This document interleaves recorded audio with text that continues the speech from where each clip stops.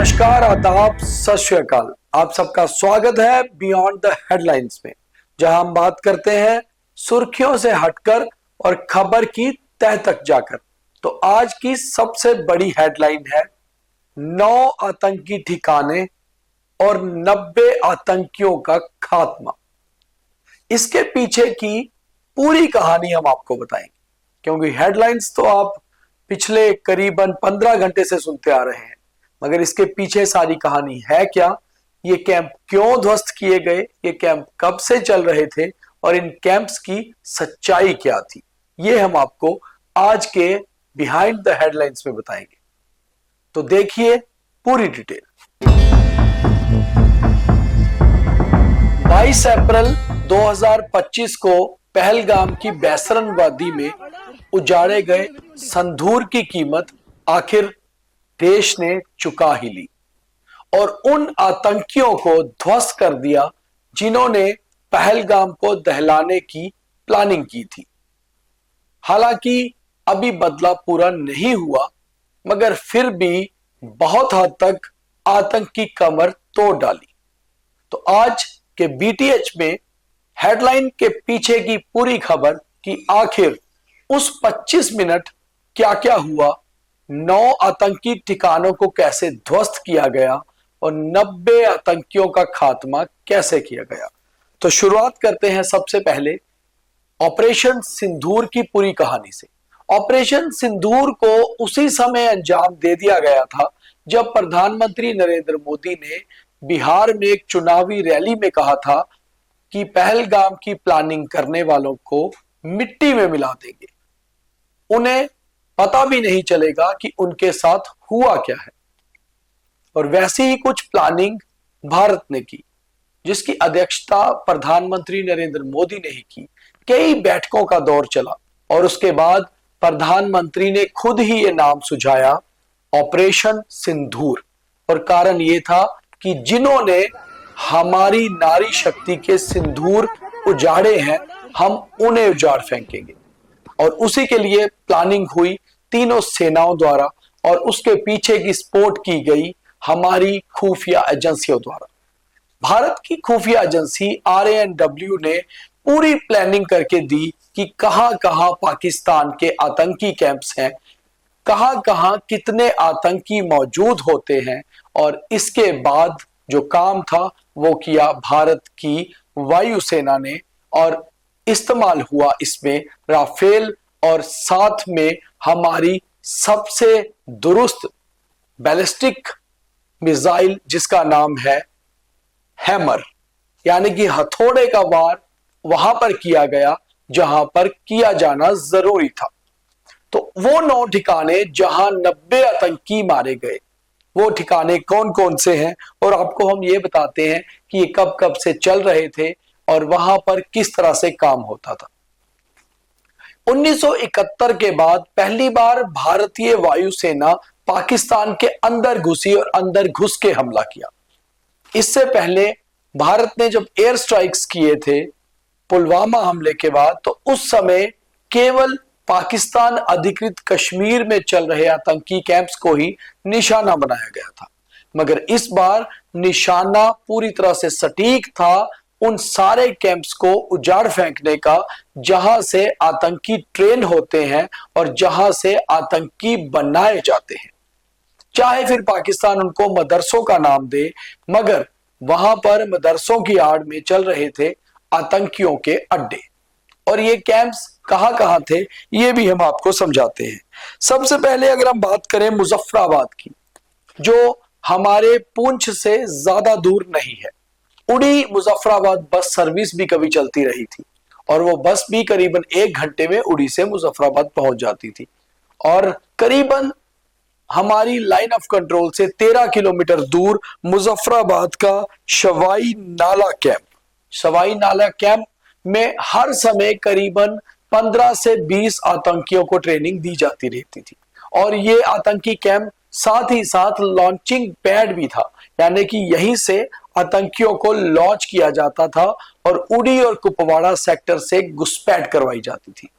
इस कैंप को चलाने में लश्कर-ए-तोयबा, हिजबुल मुजाहिदीन और जैश-ए-मोहम्मद मिलकर काम करता था और पीछे सपोर्ट होती थी पाकिस्तानी सेना और आईएसआई की। दूसरा कैंप था हमारा कोटली का ही मस्कर रहील शाहिद, कोटली जिले के भीतर, जो हमारे पुंछ जिले के सामने पड़ता है।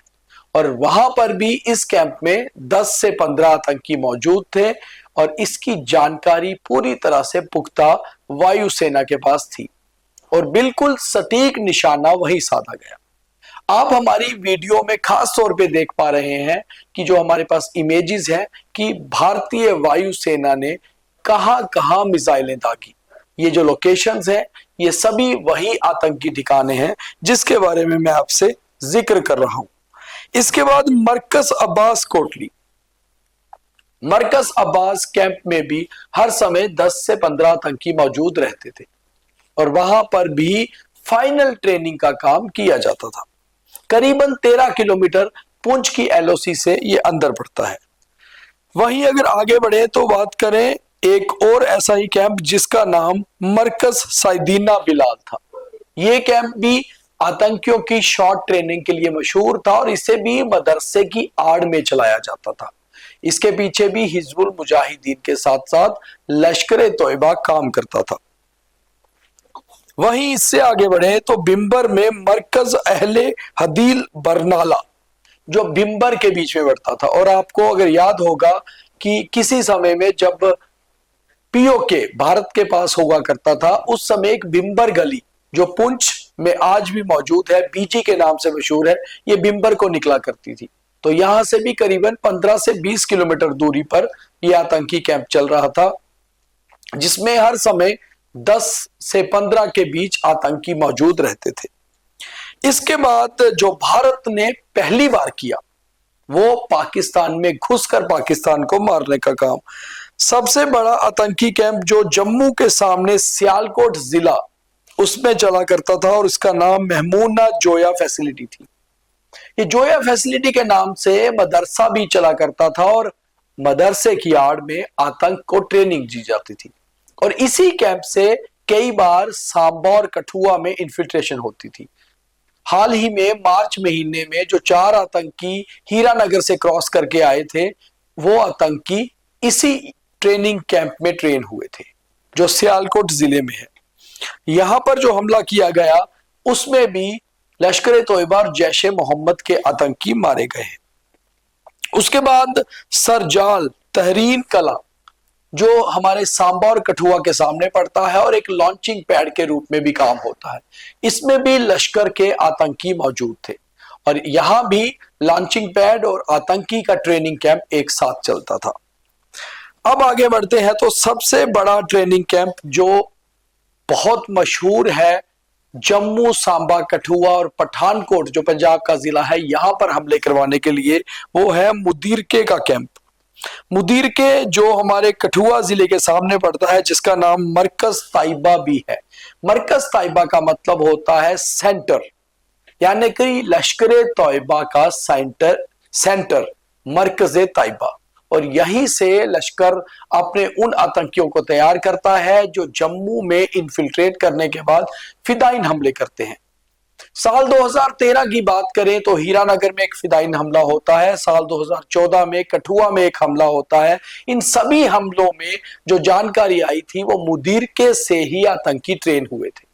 यहां तक कि 2008 के मुंबई हमलों में भी जो कसाब जिंदा पकड़ा गया आतंकी था उसने ट्रेनिंग मुदीरके कैंप में ही ली थी। कॉलमैन हेडली ने भी मुदीरके कैंप में विजिट किया था और यहां उसको ट्रेनिंग दी गई थी। तो आप खुद सोचिए कि मुदीरके हमारे कठुआ जिला के ऑपोजिट जो कैंप है वो कितने लंबे समय से चल रहा था। और अगर हम कठुआ की इंटरनेशनल बॉर्डर की बात करें तो उसके दूसरी ओर करीबन 35 से 40 किलोमीटर दूरी पर मुदीरके कैंप स्थित है जहां पर लगातार लंबे समय से हाफिज सैयद के गुर्गे ट्रेनिंग दिया करते थे और खुद हाफिज सैयद भी मौजूद होता था। अब बात करते हैं बहावलपुर की जिसका नाम है सुभान अल्लाह। तो सुभान अल्लाह हालांकि बहुत पॉजिटिव वर्ड माना जाता है जो हम बहुत अच्छी चीज के लिए इस्तेमाल करते हैं, मगर इस कैंप का नाम था बहावलपुर में मरकज सुभान अल्लाह, यानी कि सेंटर। और सेंटर किसका? जैश ए मोहम्मद का। जैश ए मोहम्मद का सरगना मौलाना अजहर मसूद, जिसे 1999 के जो हाईजैक हुआ था एक प्लेन 814 भारत का, उसके बदले में कंधार हाईजैक जिसे कहा जाता है, उसके बदले में जिसे छोड़ा गया, ये वही आतंकी है जो जम्मू की कोट बलवाल जेल में बंद था और उसके बाद लगातार इसने भारत में कई हमले करवाए। फिर चाहे वो 2016 का पठानकोट एयरबेस अटैक हो या कई सारे और हमले हों, ये सारे हमले जैश ए मोहम्मद के इस कैंप से प्लान होते थे। यहीं पर एग्जीक्यूट करने के लिए सारा खाका तैयार होता था, यहीं पर आतंकियों को ट्रेनिंग दी जाती थी और उसके बाद घुसपैठ पंजाब या जम्मू से होती थी। जानकारी तो ये भी है कि 2024 को 16 अक्टूबर को जब जम्मू कश्मीर में सरकार बनी, उसके बाद जो जेड मोड टनल के पास गगनगीर का हमला हुआ सोनमर्ग में, वो भी जैश ए मोहम्मद और लश्कर ने मिलकर बहावलपुर में ही प्लान किया था। बहावलपुर कैंप में ना केवल आतंकी होते थे बल्कि पाकिस्तानी सेना के बड़े अधिकारी और आईएसआई के अधिकारी भी बहुत बार विजिट किया करते थे। बहावलपुर कैंप में जो हमारे पास जानकारी है 35 से 40 आतंकी मारे गए हैं और इसी कैंप में मौलाना अजहर मसूद की परिवार के करीबन 7 से 8 लोग भी मारे गए और उसके बाद मजबूरन इस आतंकी सरगना को यह बयान देना पड़ा कि चाहे ये खुद मर जाता, इसके परिवार बच जाते। और शायद इसको आज समझ आई कि जिन परिवारों को इसने उजाड़ा है, जिनका सिंदूर इसने उजाड़ा है, आखिर आज वही ऑपरेशन सिंदूर में इसका परिवार भी जलकर तबाह हो गया और नष्ट हो गया। और ये सारे आतंकी कैंप्स जो हमने आपको बताए 9 के 9, ये भारतीय वायु सेना के बहादुर हमारे लड़ाकों ने ध्वस्त किए हैं। भारत ने करीबन 17 से 18 उड़ानें भरी और इन सभी भारत के जो हमारे वायुसेना के अधिकारी थे, हमारे जो पायलट्स थे, फाइटर पायलट्स, उन्होंने इन उड़ानों को अपने सटीक निशाने पर ही मिसाइलें गिराई और गिराने के बाद वो बिल्कुल सेफली वापस आ गए। भारत का कोई भी नुकसान इन सारे हमलों में नहीं हुआ और ये था 9 ठिकाने 90 आतंकी, ऑपरेशन सिंदूर एक बड़ी कामयाबी। और अब शायद ही पाकिस्तान दोबारा कभी इन आतंक के आकाओं के साथ सिर निकाल पाए, मगर फिर भी हमें अलर्ट रहने की जरूरत है क्योंकि पाकिस्तान इस समय घायल हुआ है और घायल भी हुआ है अपने ही जहर से और कोशिश करेगा वो कि कहीं ना कहीं हमला किया जाए। मगर भारतीय सेना पूरी तरह से अलर्ट है, वायुसेना भी अलर्ट है और ये थी आज के BTH के पीछे की पूरी कहानी। उम्मीद है आपको पसंद आई होगी। लाइक, फॉलो और शेयर करें